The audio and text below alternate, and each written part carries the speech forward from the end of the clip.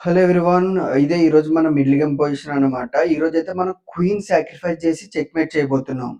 అదేంటంటే bishop already హెచ్8 control చేస్తుంది. So, మనం రూక్‌ని హెచ్8లో పెడితే చెక్‌మేట్. బట్ ప్రాబ్లమ్ ఏందంటే ఇక్కడ పాన్ ఉంది. సో, అందుకే మనం రూక్ సాక్రిఫైస్ చేయబోతున్నాం. Rook takes pan. But pan takes, rook takes unstoppable checkmate. కానీ ఇక్కడ నైట్ కూడా ఉంది. సో, నైట్ కూడా క్యాప్చర్ చేయగలదు. సో, పాన్‌కి 2 డిఫెండర్స్ అయితే ఉన్నాయి. ఒకటి పాన్, 2 నైట్. అందుకే మనం ఏం చేయబోతున్నామంటే ఫస్ట్ క్వీన్ సాక్ చేసి నైట్‌ని క్యాప్చర్ చేస్తున్నాం. Queen takes night.